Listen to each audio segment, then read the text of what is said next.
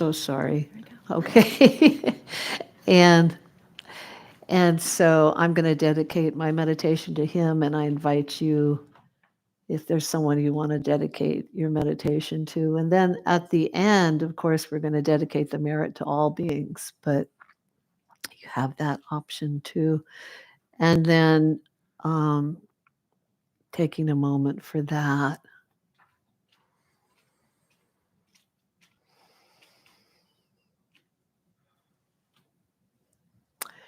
And so now we'll take refuge. And what that means is you just get in touch with really all the help that's here for you, including your own experience. When you meditate, when we say we take refuge in the Buddha, the Dharma, the Sangha, the Buddha is, you're not so much taking refuge in the Buddha as the example, even though he is one of the many examples, but you're taking refuge in what the Buddha experienced, which is his true nature that we all have. And so you're taking refuge in those moments of where you might have experienced that or touched on that. You're taking refuge in the knowing of that. And then you're taking refuge in the Dharma, the path of life, all the teachings that come up every moment, every day, and also the Buddhist teachings. And then you're taking refuge in the Sangha, in the community of kind hearts that we practice with, our companions along the path. So inviting you for a moment to take refuge in your own way, to connect with the resources that are here, holding you, supporting you in this practice, the lineages, the teachers, giving gratitude for all our teachers, and certainly for Lopan Chandra.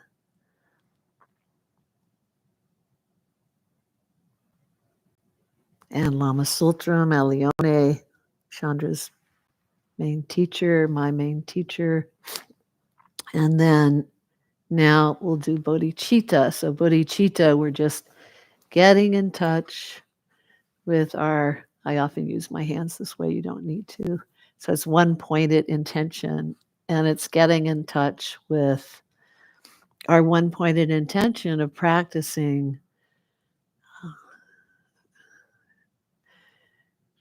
to benefit all beings and to increase compassion in ourselves and in all beings. And generating that heart motivation to do it for that reason. And so whatever happens in this practice, you can appreciate yourself for doing it. And that's why we call it practice, because you will experience many things, not just the way it's supposed to be. Okay, so now I'm going to invite you again to settle in. I'm going to set my alarm for 20. Well, at this point, I think I'll do 20 minutes. 15. And then in a moment, we'll begin. Okay. So I want to invite you to begin to notice your breath very gently, to notice how the breath comes in and out in your body. You might notice it in your belly. You might notice it in your heart, your chest. You might notice it in your nostrils. And you don't have to do anything to make breath happen. It's just happening. It's just your body happening here all the time. Your precious human body and your breath happening. And so gently beginning to notice your breath.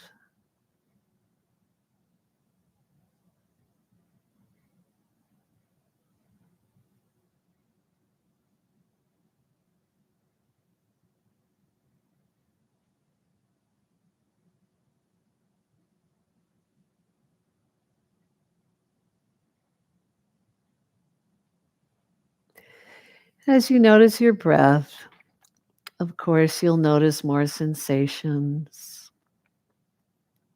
more thoughts. They're all welcome. All your body sensations are welcome here. All your thoughts are welcome here. And you can just return back to your breath. You can just hold the intention of letting the amazing experience of our breath magnetize you back into its rhythm, into experiencing it, which of course is calling us more and more into the present and more into clarity.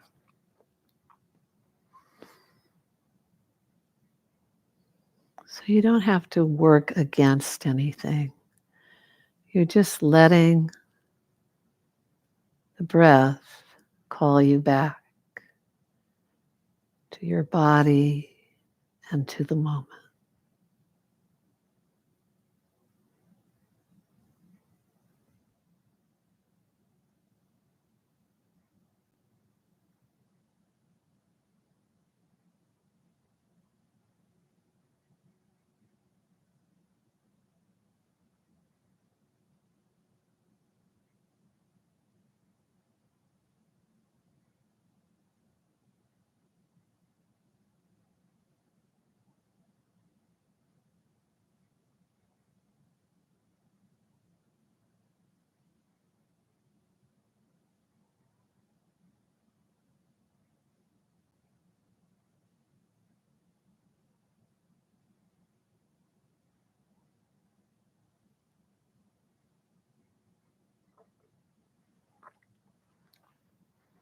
Letting your posture support you.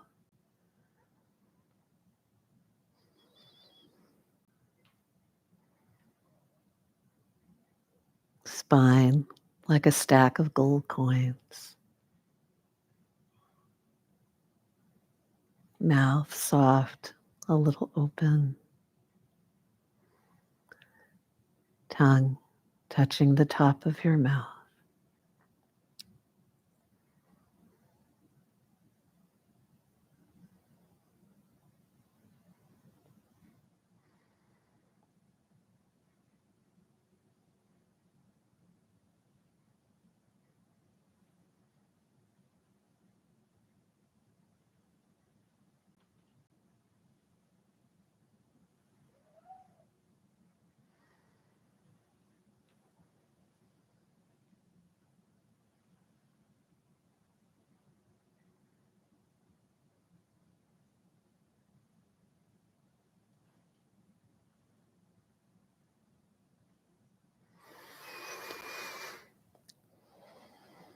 Welcoming all that's coming in and passing through. And noticing with the breath how it all comes in and passes through.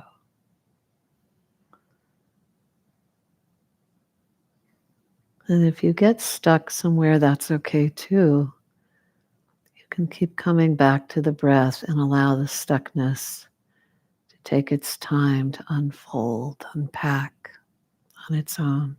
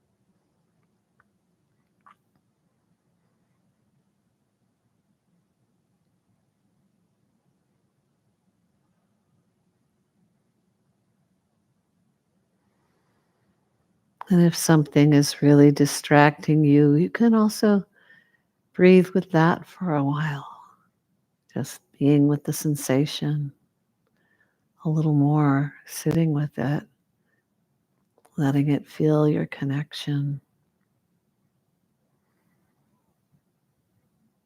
and still being aware the breath is there.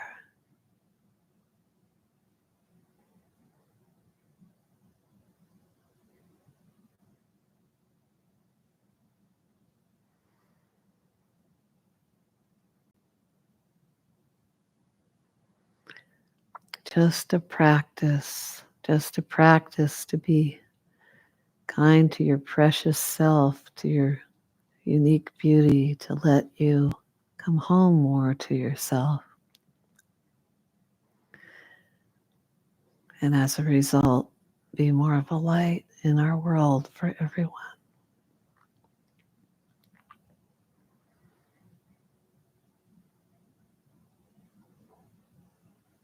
Coming more to your authentic self.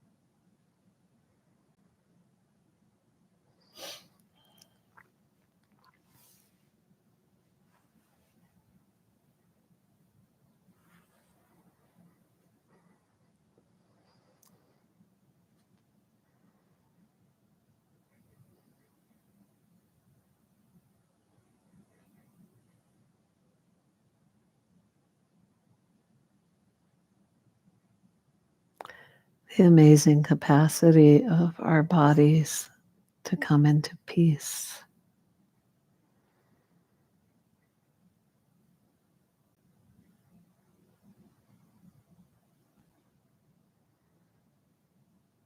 Sometimes, for some moments.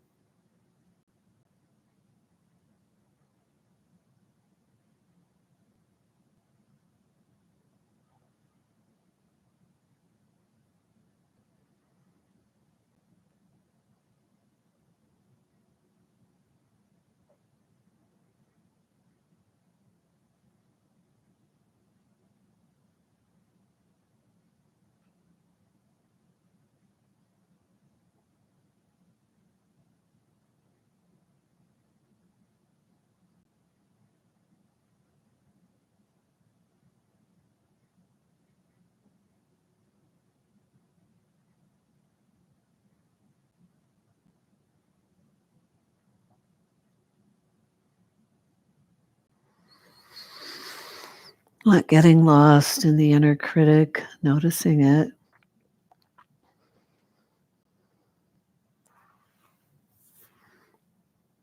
coming back to the breath.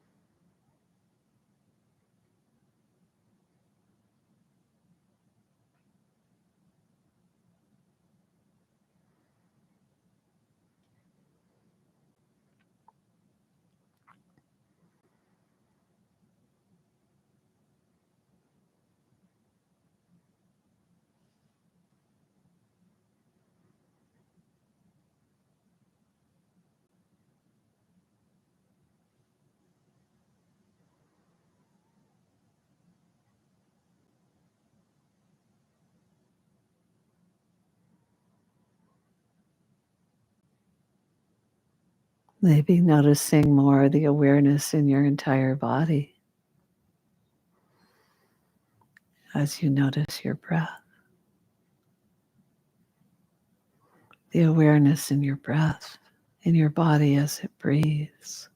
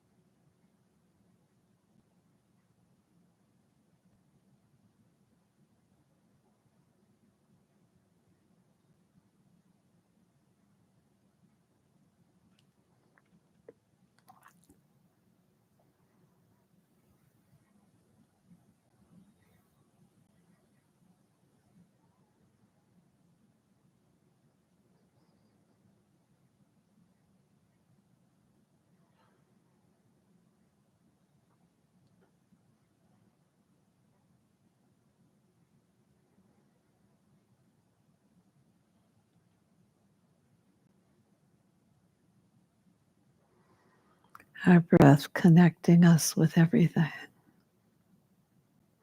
Entire universe of living awareness.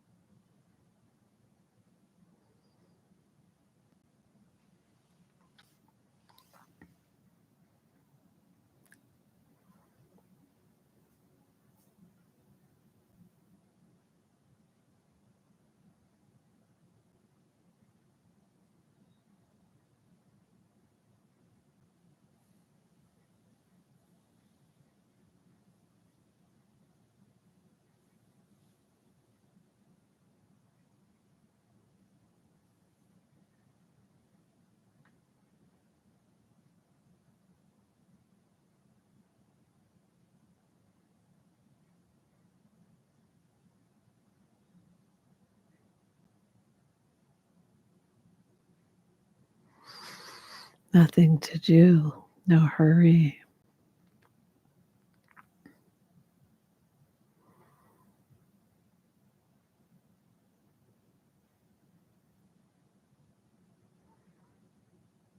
Just being with the flow of our life.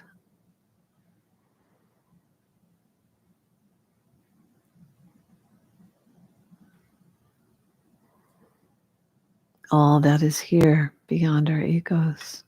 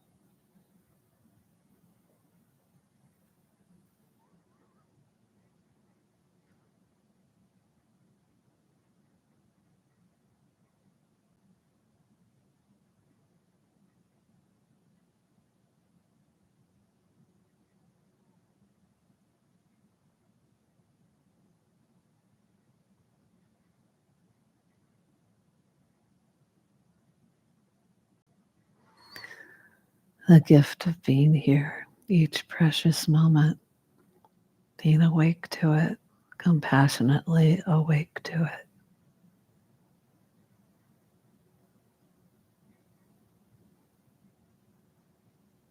Spaciously awake to it.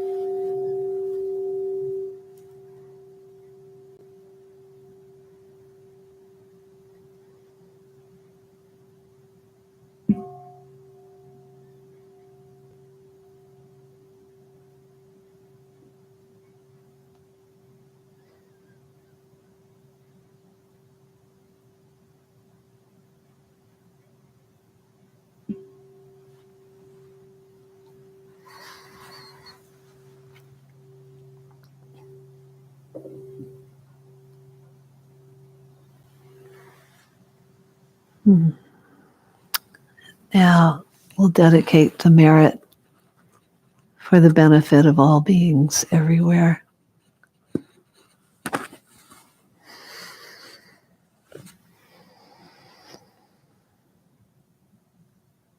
I'm so grateful to practice with you. Thank you. Okay.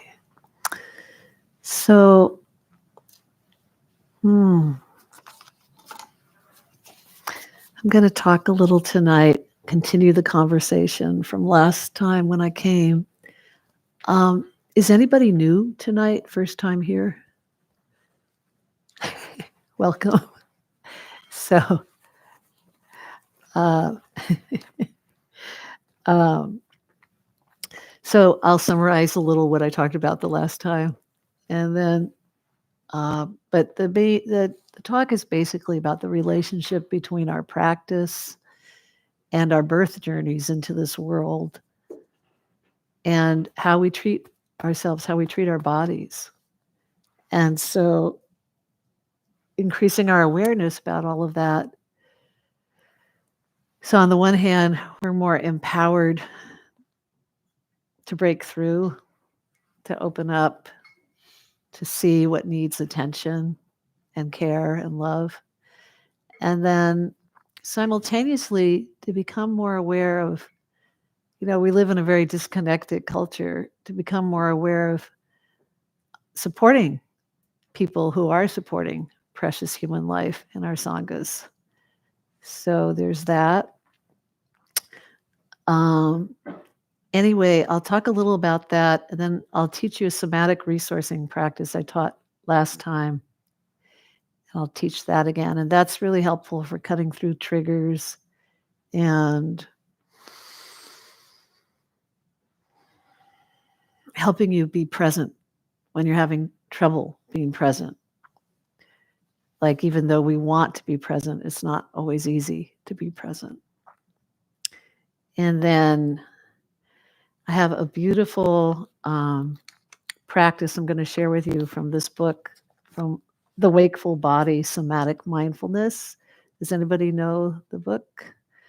So I recommend it. So Lama Blythe, Lama Willa Blythe Baker, she's taught at Taramandala, and she really has a strong understanding of uh, coming from embodiment.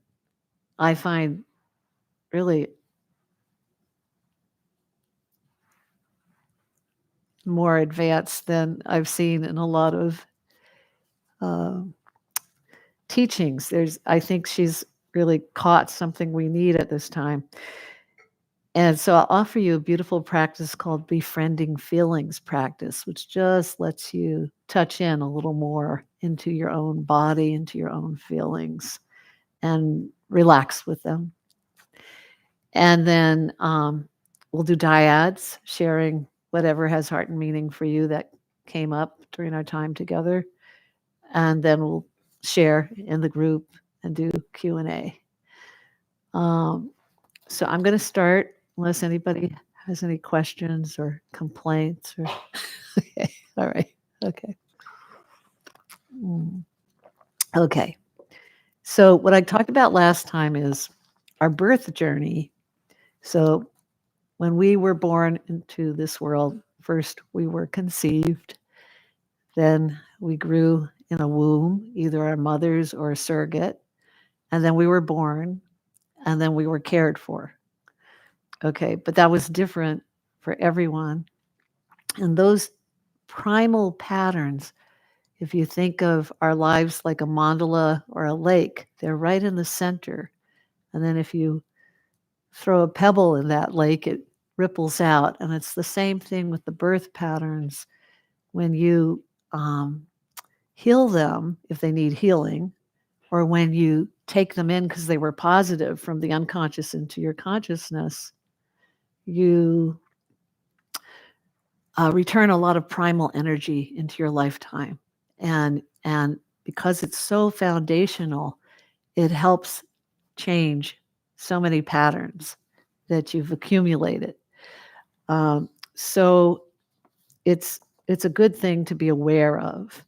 And so I talked about that last time, how birth really sits in our lifetimes and it's the template for all our spiritual and psychological patterns of opening and closing to anything, to relationships, to practice, to death, to life, and so on.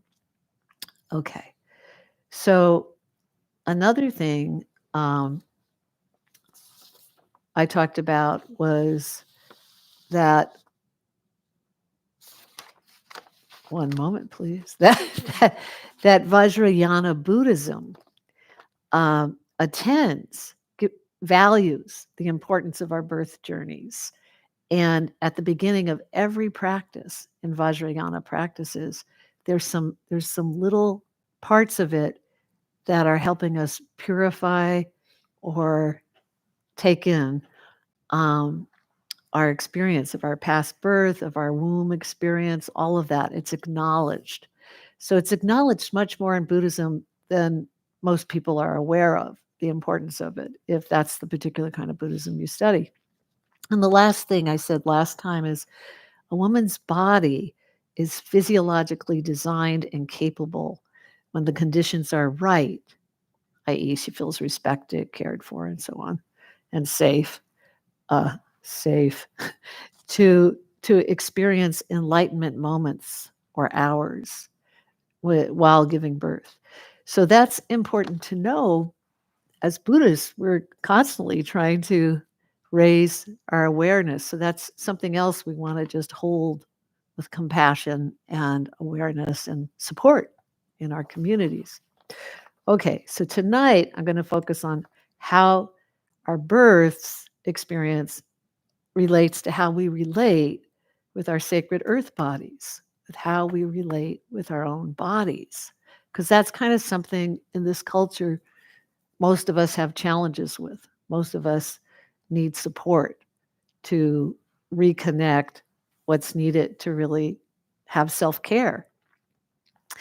So, okay, so Tibetan Buddhism, practiced in Dharamsala and Old Tibet, blessed babies upon emergence. And the father would say, um, while the mother was holding the baby, "My child, you have been born from our hearts." So imagine if every baby was greeted like that in this country. And then, of course, um, in our culture, we know not all of us felt like we were born from our parents' hearts. Some of us did, and some of us felt like it was a much more complex beginning. And so, but we were born from the heart of life, from the heart of the earth, from the heart of awareness, from the heart of our true nature. We were born from that heart, from the heart of compassion. And so we have connecting work to do sometimes. And I want to give you a little example before I go on with where I was headed. I'm going to backtrack and give you an example of how our births and our patterns in our body show up. And tonight I'm going to use an example from my own life.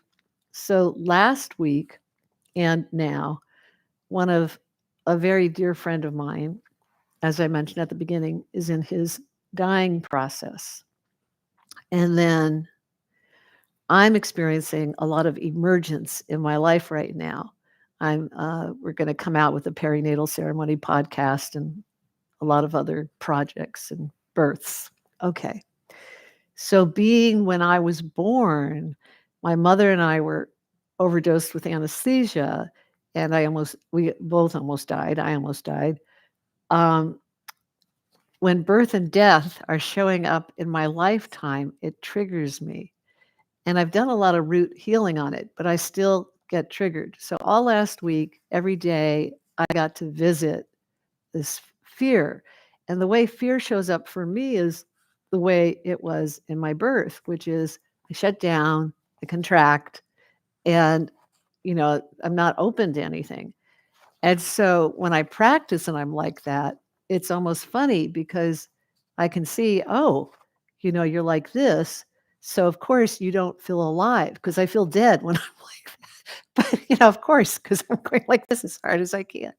And so, but with practice, sometimes you can see that. And with other kinds of somatic resourcing, you can see that. So I used to be scared to teach because I would disassociate so much. So we all have different kinds of challenges and habits from our birth and how we are with our bodies. So it took me years to feel safe to feel in my body.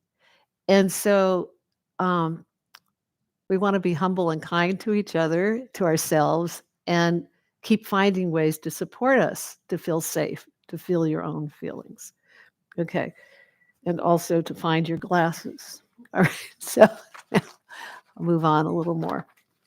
So that's an example, a little bit of the connections between birth and then the way you are with your body. Okay. So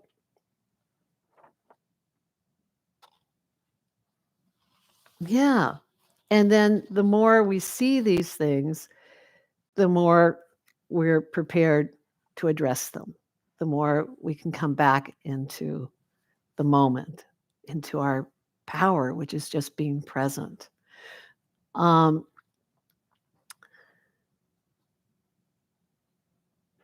so, the other thing I wanted to share with you a little more tonight is going back to how Tibetan Buddhists have taken care of people during birth, just to give you a little more an example of how many connections are possible for us. So this is The Tibetan Art of Parenting. It's a beautiful book that an ancestor, a dear friend and mentor of mine wrote. And it's full of these rituals and practices they have from conception to pregnancy, to birth, to postpartum. They're always praying and blessing and clearing like we are, so that the whole experience is filled with as much compassion and awareness as possible. So The couple is encouraged to meditate on love during the conception time to support this being as fully as possible. What a great idea. Yeah, really.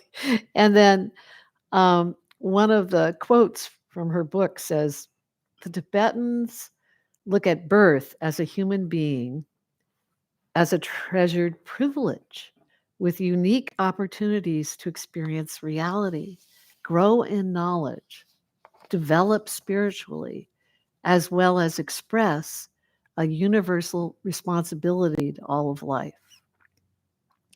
So, and then as I said, there's these rituals all woven throughout the whole time and prayers. So we see a foundation for loving yourself and cherishing your body. And so I'm saying all this to you again so that if a little bell is ringing, pay attention to it and let yourself find the practices that support you to reconnect what doesn't feel connected on this path. And it will support you in your practice and in your life. So what you're looking at tonight, and pretty soon we'll do a somatic resourcing practice, is take a moment and reflect. How are you with your body? How are you with how you meet yourselves, with your emotions? Do you abandon yourself? Do you ignore yourself? Do you avoid yourself? Those are the places, as we know, for love and repair, supporting us to open to our true nature even more and our compassion and our interconnectedness. So just take a moment to reflect on that, and then we'll do a resourcing practice.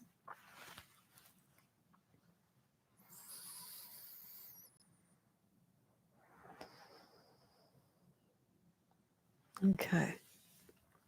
So last time I taught this resourcing practice that I'm going to teach you again. And it's very simple. You just get in touch with, a supportive energy or a protective energy, any energy that really feels that it would feel good for you to be connecting with, that would support you to feel safer to be here right now. So if it's a support energy, it's someone who's really, you can feel respected while they hold you, while they care for you, when you feel overwhelmed. If it's a protector energy, it's somebody that's got your back and can yell or growl on your behalf. Yeah, or it can even be an energy that just reminds you of your own power.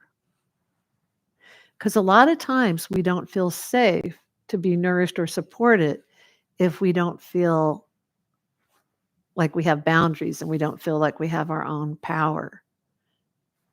So you can look at that too. So then begin to think of an energy, a loving wisdom energy. It can be a person, an ancestor, an animal, a tree, a mountain, really a cartoon character, a famous person. It can be anything that you feel would really support you feeling safe in your own body to show up the way you are authentically, at least to yourself.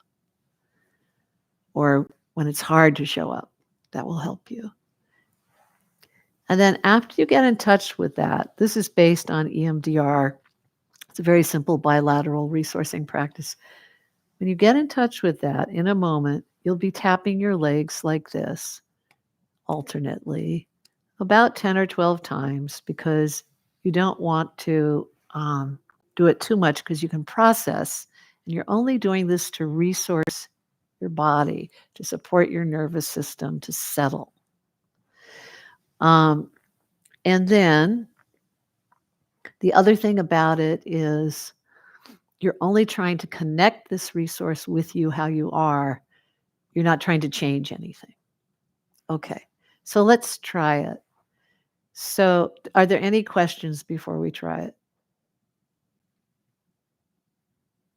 Okay, so get in touch with an energy, the energy you've picked to support you or protect you or both, or reflect your power to you, connect you with your own sense of empowerment. And then as you connect with this energy, begin to tap about 10 or 12 times back and forth, and then notice how your body feels, and then come back to the room.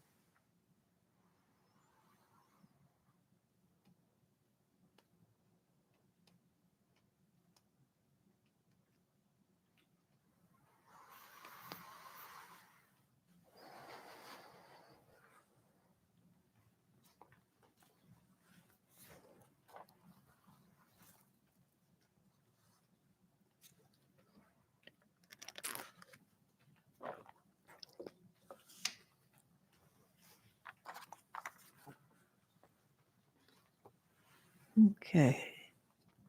So take a moment and notice how your body feels. Maybe better, maybe worse, maybe the same.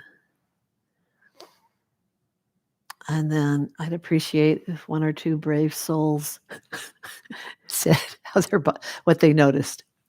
Would you be willing, Carson? Sure. Thanks. I think that I felt pretty calm to start with, but I had a bit of migraine-like pressure on my right side and a little bit of a kink in the back on my right side as well. Doing that did something. That somatic. It felt better? Yeah, I think it felt slightly cooler and broader. Nice. Spread slightly. I'm so glad. Yeah, it's a pretty effective somatic practice. I'm really glad it worked for you. It works for about 90% of people. It doesn't work for everybody. So, and it works most of the time, not all of the time. Would you give it a try? How was it for you tonight? It was like, it's not working. And then maybe the last touching, I was like, oh, that's my leg. That's beautiful. Like I was like, oh, it was like, yeah. So I was like, I arrived. Great. That's beautiful. Does anybody else want to say anything? Yeah.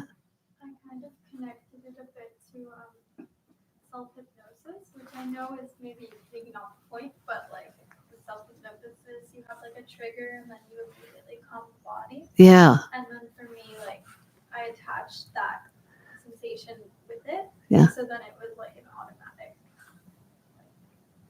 Yeah. Beautiful. Beautiful. Yeah, and I think that's true. Like there's a lot of great resources, and self-hypnosis is one of them. Okay, so I'm going to read from the book this next meditation, which is about 10 minutes, and it's see how it feels. It's a very beautiful meditation, and it's called Befriending Feelings. So just settle in, and then we'll do dyads. Come down into your body and notice, where is your feeling manifesting in your physical body, in your subtle body.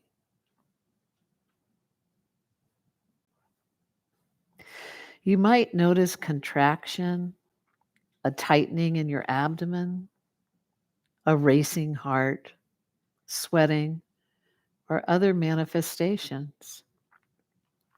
You might notice a change in energy. Come alongside the feeling in your subtle body with curiosity and gentleness, as you might come alongside a friend. Inhale some space around your feeling.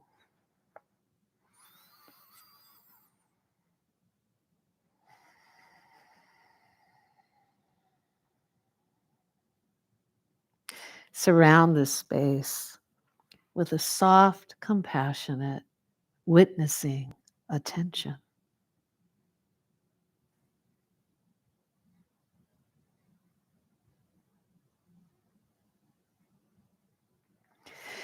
Now reassure your feeling. I know in the past I have mistrusted you. I have labeled you and diagnosed you. Now I promise the time for that has passed. I will not try to control you. I will not try to fix you, avoid you, suppress you, analyze you, escape you, or indulge you. I will not try to meditate you away.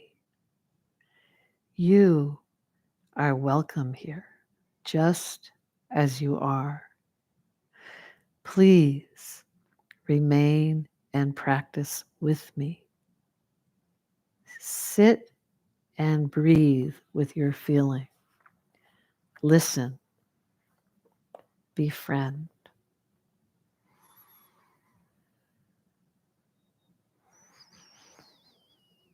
We'll sit for a few minutes.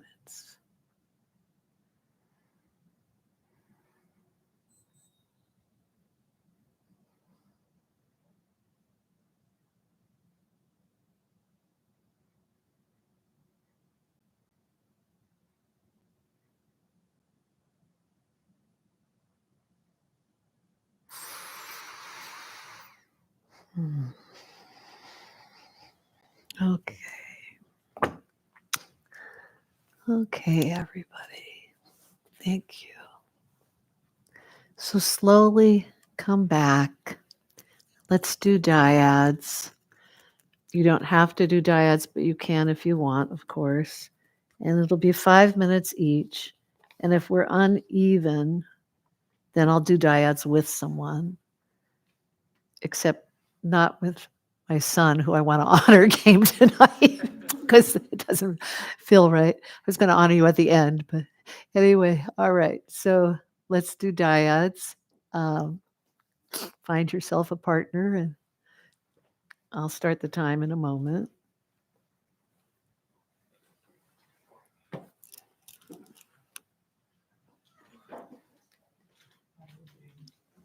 Yay, thank you. Great. Okay. So you each take a turn and then listen to, you know the deal. You each take a turn, listen to the other one with kindness, and then you switch. What is the deal? Oh, sorry? What is the deal? Oh, I'm sorry. Thank you, Carson. Yeah, right. Just hang out. No. Share what has heart and meaning for you, what came up.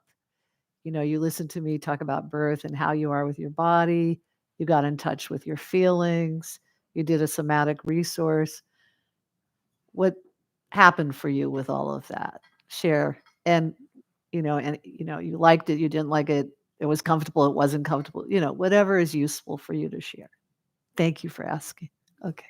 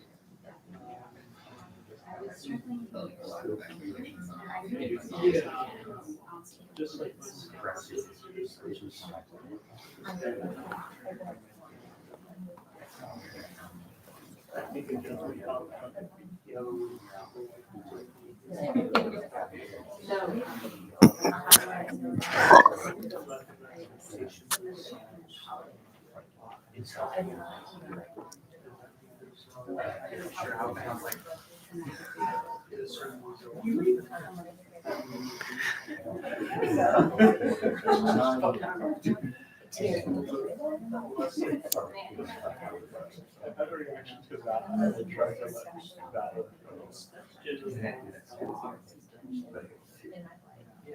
I feel like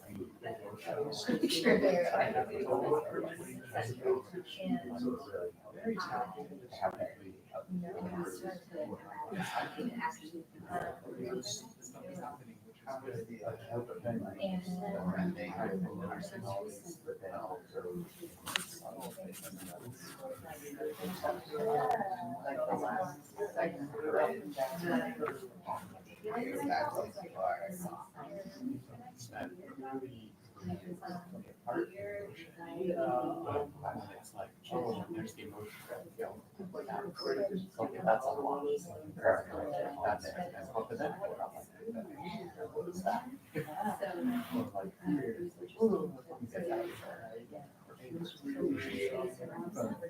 But these are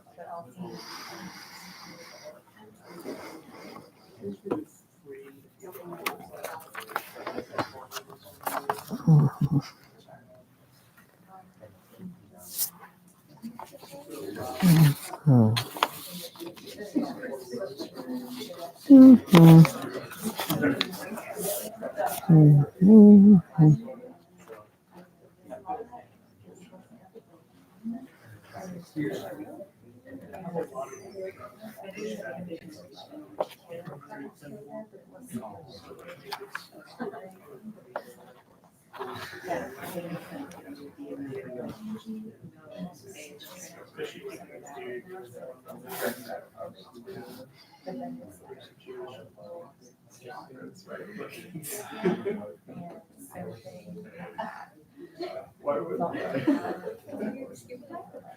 well, then it's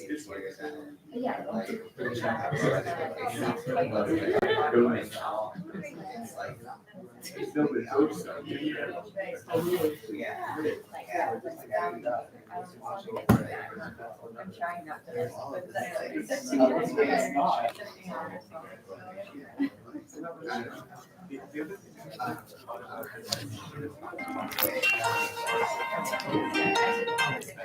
Okay, everybody, time to switch.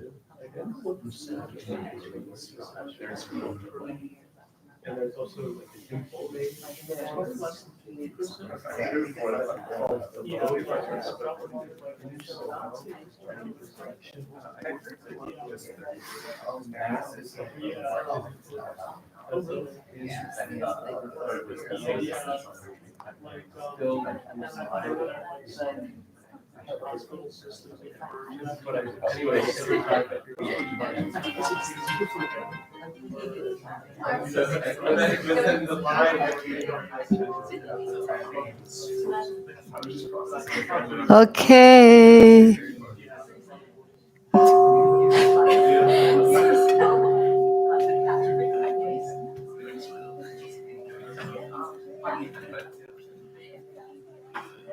Wonderful. Great. All right. Well, I'd love to hear anything you want to share in terms of questions or comments or even the experience you had that you just shared in the dyad.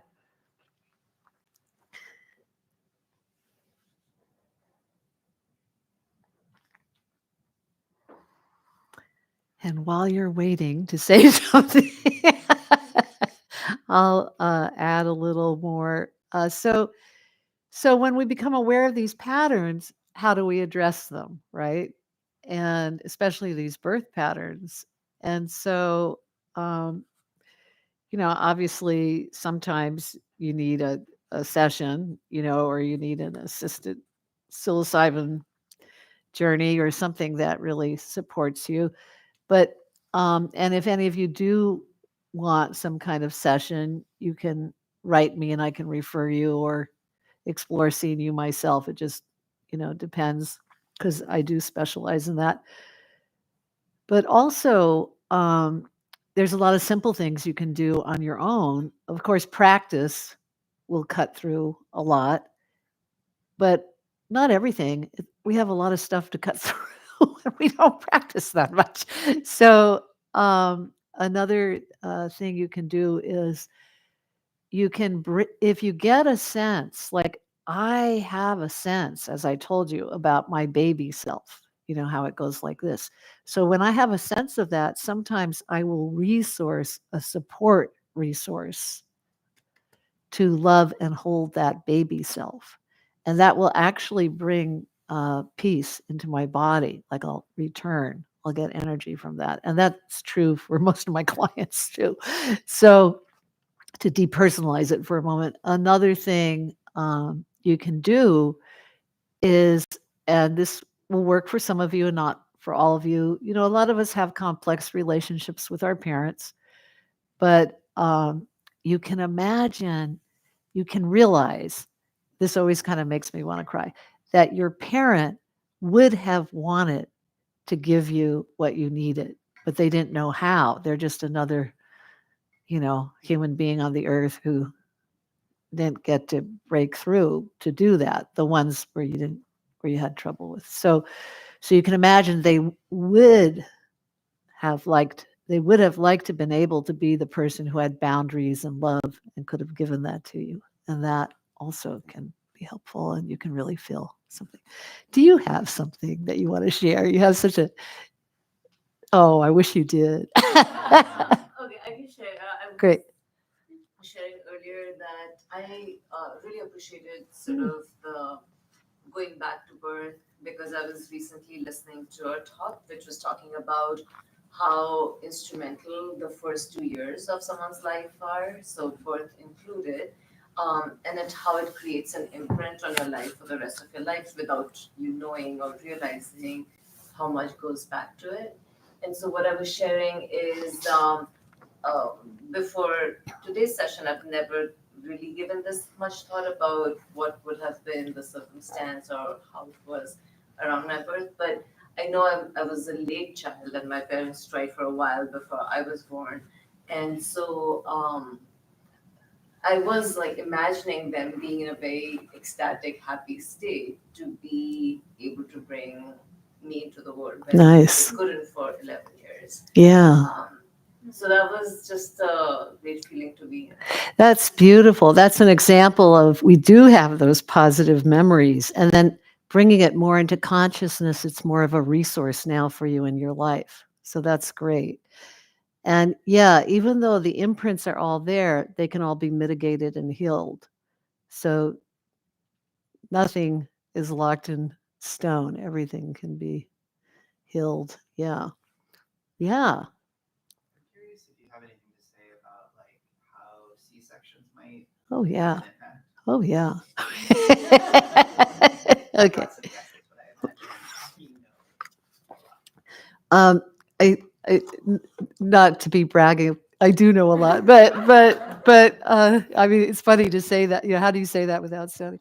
But my husband is a C-section, so was a C-section, and so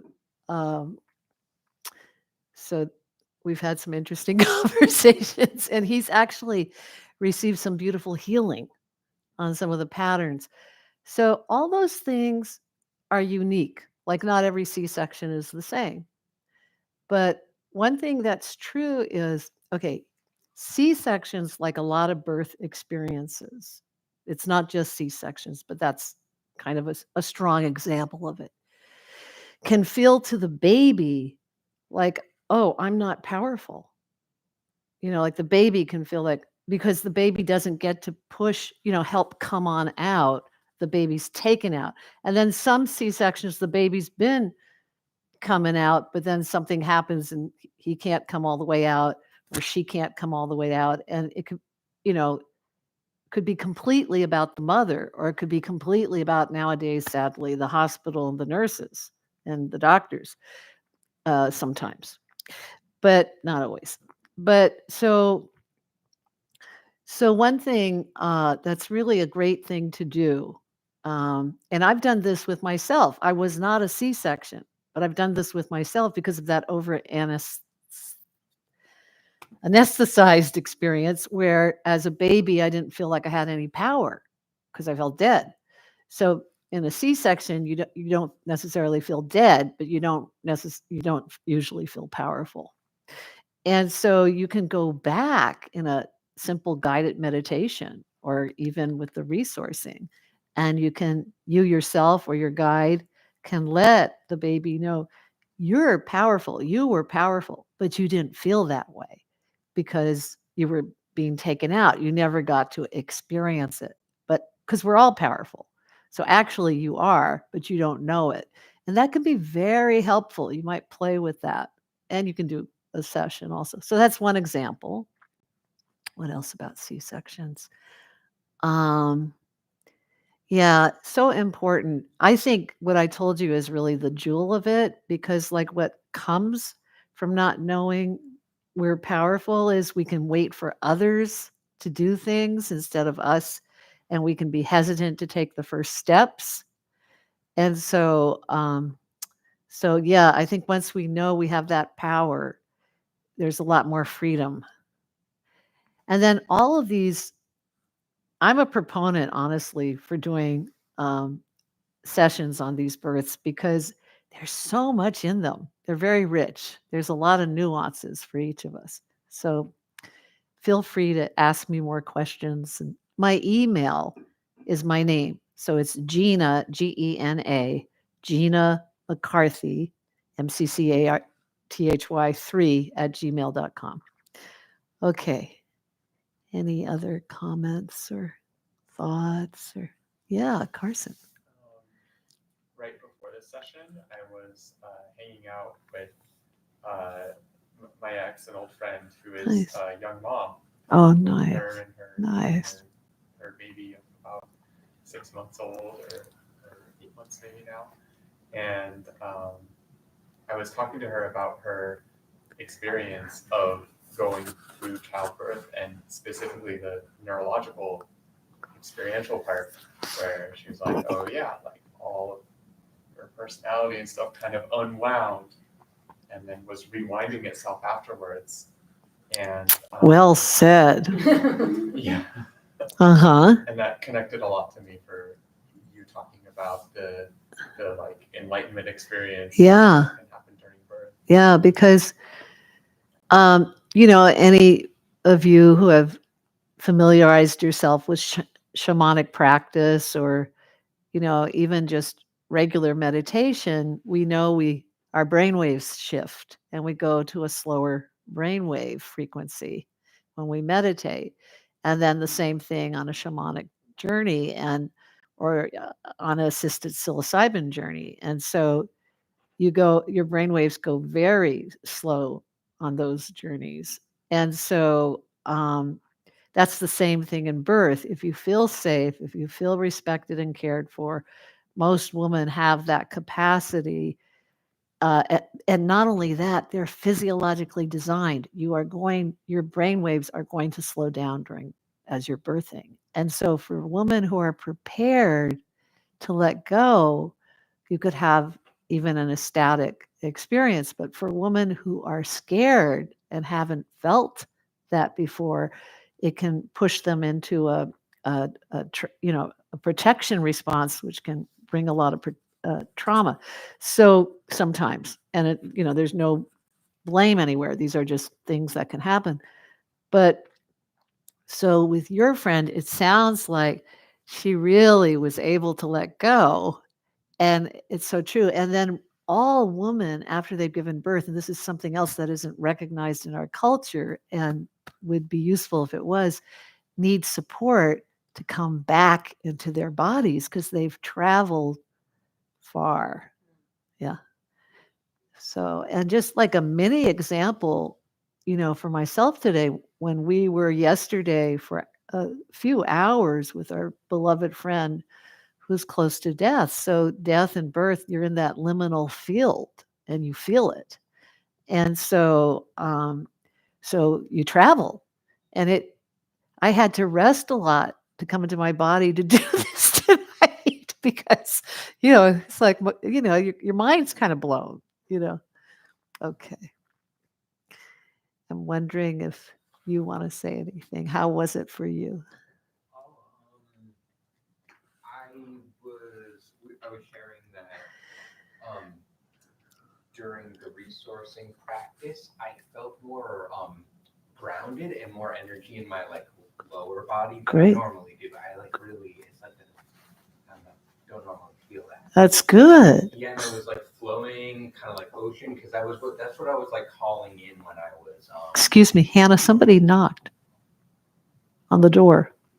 At least I thought I heard that. Or I'm hearing things, but I thought I heard that. Okay, please go on. Oh yeah, no problem. Yeah.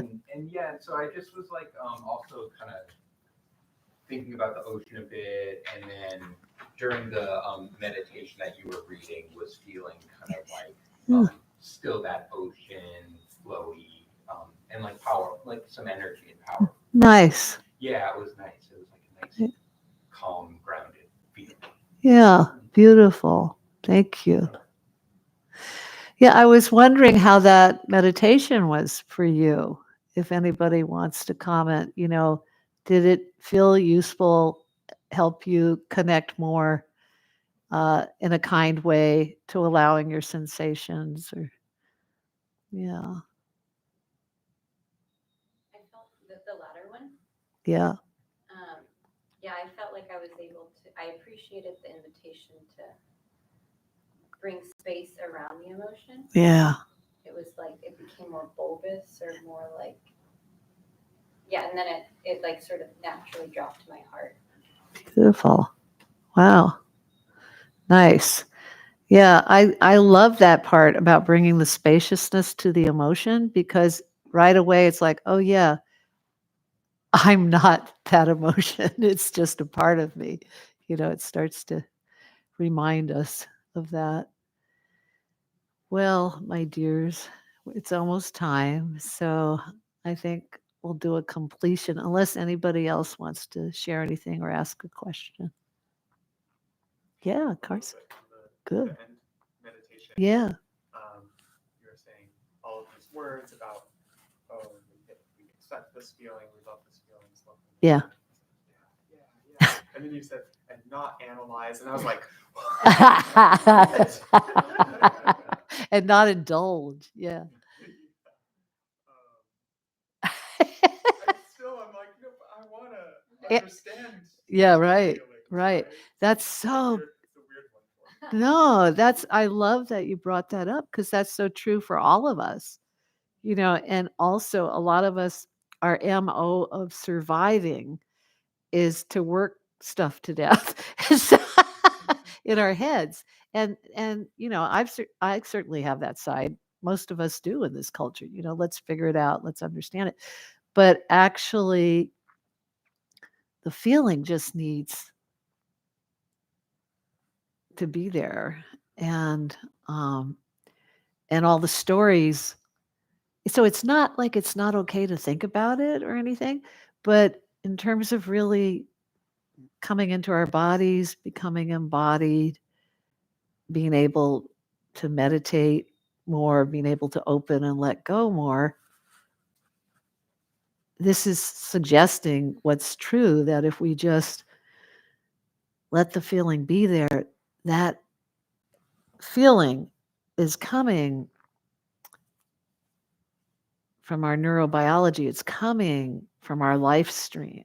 That feeling is arising in a way, like I analyzed where my imprint came from. I know where it came from. That is helpful for me. And I'm saying that to all of you. But simultaneously, when I woke up in the morning and I felt fear and contracted, if you'll excuse my language, all I knew was I felt like shit. and so, and I didn't have my cognition running forward to help me, because you're kind of flooded then. But I knew enough. I'm just going to sit and I'm going to allow spaciousness around the feeling. And I start to let the feeling be there. And then my cognition started to come back, actually, So you see what I'm saying? It's really allowing the body will support you more. And then you can do the analysis when you're not meditating. Okay. Good. That's a great question. Thank you. Okay. So now I want to honor the time. So we'll take a moment and we're completing our evening. Again, maybe getting in touch with our gratitude for the kindness and support that's here in this community, in this center, and appreciating ourselves in these challenging times for doing what we can to show up as the beauty that we are and clear as much as possible the obscuration so we can shine in this lifetime for ourselves and each other and all beings. So taking a moment to complete tonight for yourself.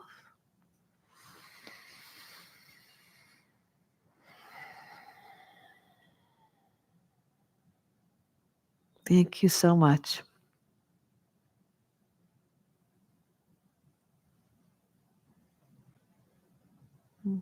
See you again. I'll be here next week.